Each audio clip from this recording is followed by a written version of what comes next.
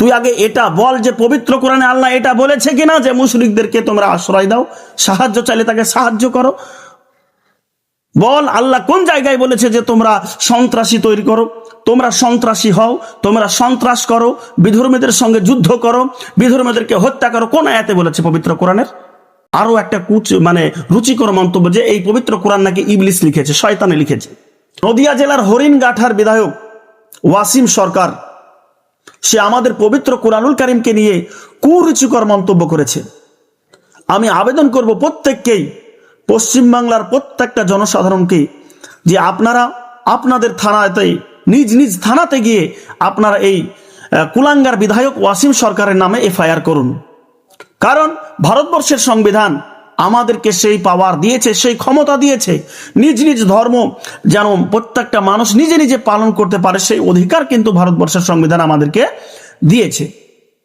আজকে এইরকম কুলাঙ্গার কিছু নেতা তারা আজকে এইরকম মন্তব্য করছে, তার মূল কারণই হচ্ছে এটাই যে এই ভারতবর্ষের মধ্যে হিন্দু, মুসলমান, খ্রিস্টান, বৌদ্ধ, শিখ, পার্সি যত ধরনের ধর্ম আছে প্রত্যেকটা ধর্মীয় মানুষদের মধ্যে বিভাজন ঘটাতে চাইছে এবং প্রত্যেকটা মানুষের সঙ্গে মানুষদেরকে লিলিয়ে দিতে চাইছে।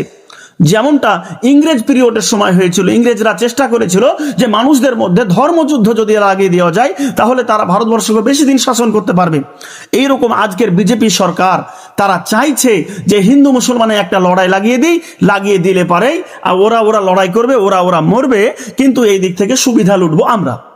কিন্তু আমি এই হরিণঘাটার বিধায়ক ওয়াসিম সরকারের উদ্দেশ্যে বলতে চাই, তুমি যদি তোমার নিজ মায়ের সন্তান হয়ে থাকো, তোমার মায়ের জন্মদাতা তোমার বাপ যদি ঠিক থাকে, তুমি যদি হালাল জাদা হয়ে থাকো, তোমার বাপ যদি ঠিক থাকে, তাহলে তোমাকে বলছি আমি, পবিত্র কোরআনের মধ্যে এই রকম কুরুচিকর মন্তব্য যেটা কোরআনের নামে তুমি বলেছো, যে কোরআন বলেছে যে অন্য ধর্মের মানুষকে যেখানে পাবে ধরে ধরে তাকে বন্দি করে তাকে হত্যা করো, যদি এইরকম কোনো উদ্দেশ্যজনিত কারণে এইরকম কোনো লেখা পবিত্র কোরআনে দেখাতে পারো, তাহলে তুমি দেখিয়ে দাও।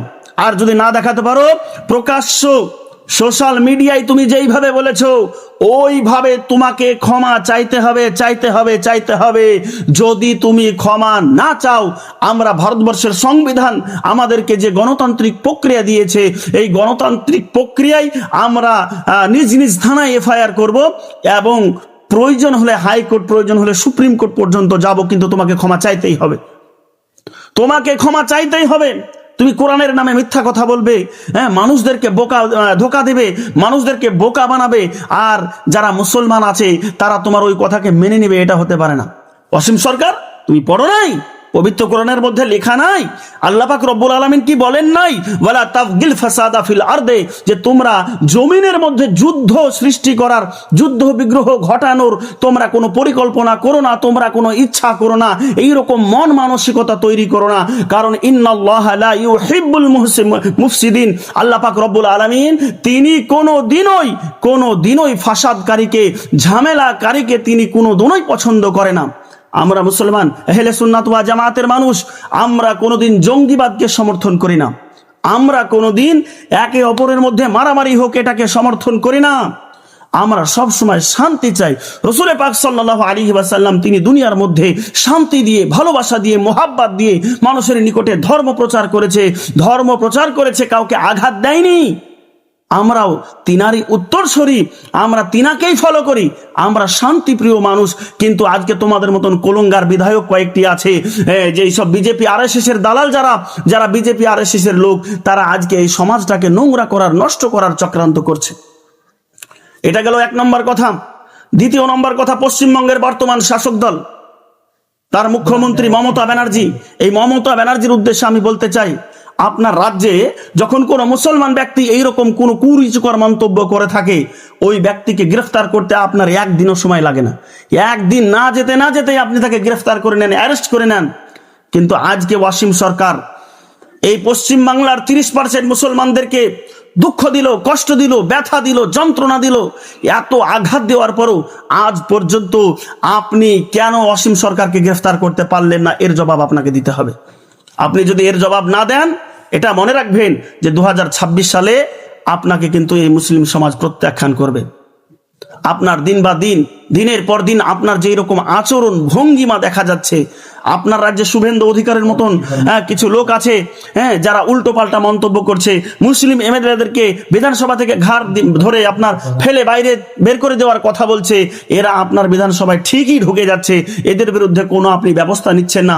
অথচ যখন কোনো মুসলিম জনপ্রতিনিধি আপনার নিকটে মুসলিমদের জন্য কোনো কিছু আবদার করছে, আবেদন করছে, আপনি তাকে হয় সাসপেন্ড করছেন, না হলে তাকে পদত্যাগ করাতে বাধ্য করছেন, কিংবা তাকে আপনি পদচ্যুত করছেন, কিংবা আপনি তাকে একেবারে ধুলোর সঙ্গে মিশিয়ে দেওয়ার পরিকল্পনা করছেন। কিন্তু মমতা ব্যানার্জি, এটা মনে রাখবেন আপনি, যে আপনাকে এই পশ্চিম বাংলার শিখরে সিংহাসনে বসিয়েছে একমাত্র মুসলমানেরা। অতএব আপনাকে এই দিকটাও চিন্তা করতে হবে। যাই হোক, পরিশেষে একটা কথাই বলবো, যে ওয়াসিম সরকার, এই ওয়াসিম সরকার বিধায়ক, সে যেটা বলেছে এটা ভুল বলেছে। পবিত্র কোরআনের মধ্যে কিছু জায়গায় কিছু অর্থজনিত কারণে দেখে হয়তো তার মনে হয়েছে এইরকম কিছু, কিন্তু আসলে না। সূরা তাওবার মধ্যে আল্লাহ পাক রব্বুল আলামিন তিনি ঘোষণা করেছেন, সে যেই আয়াতগুলোর কথাকে, তথ্যগুলোকে তুলে নিয়েছে, নিজের মতন মানে করে প্রকাশ করার চেষ্টা করছে, সেই আয়াতগুলো আপনি পড়ুন, আপনি পড়ে দেখেন তো। আল্লাহ পাক রব্বুল আলামিন বলেছেন, কোন কাফের, কোন মুশরিক ব্যক্তি যখন তোমার কাছে এসে আশ্রয় প্রার্থনা করবে, তুমি তাকে আশ্রয় দাও। এটা বলছে না কেন অসীম সরকার? চোর, ডাকাত, মিথ্যুক, লম্পট, এটা বল। তুই আগে এটা বল যে পবিত্র কোরআনে আল্লাহ এটা বলেছে কিনা যে মুশরিকদেরকে তোমরা আশ্রয় দাও, সাহায্য চাইলে তাকে সাহায্য করো। বল, আল্লাহ কোন জায়গায় বলেছে যে তোমরা সন্ত্রাসী তৈরি করো, তোমরা সন্ত্রাসী হও, তোমরা সন্ত্রাস করো, বিধর্মীদের সঙ্গে যুদ্ধ করো, বিধর্মীদেরকে হত্যা করো? কোন আয়াতে বলেছে পবিত্র কোরআনের? দ্বিতীয় নম্বর কথা আপনাদের উদ্দেশ্যে বলা, এই ওয়াসিম সরকার আরো একটা রুচিকর মন্তব্য, যে এই পবিত্র কোরআন নাকি ইবলিস লিখেছে, শয়তানে লিখেছে। এত কিছু শোনার পরও আপনি আমি মুসলমান হওয়ার পরে চুপ আছি কিভাবে? মহান আল্লাহ পাক রব্বুল আলামিনের বাণীকে বলছে শয়তানেরা তৈরি করেছে। আমি প্রত্যেকের নিকটে আবেদন করব, আমরা ভারতবর্ষের সাধারণ জনগণ, আমরা আমাদের ভারতীয় সংবিধানকে মাথার তাজ মনে করি।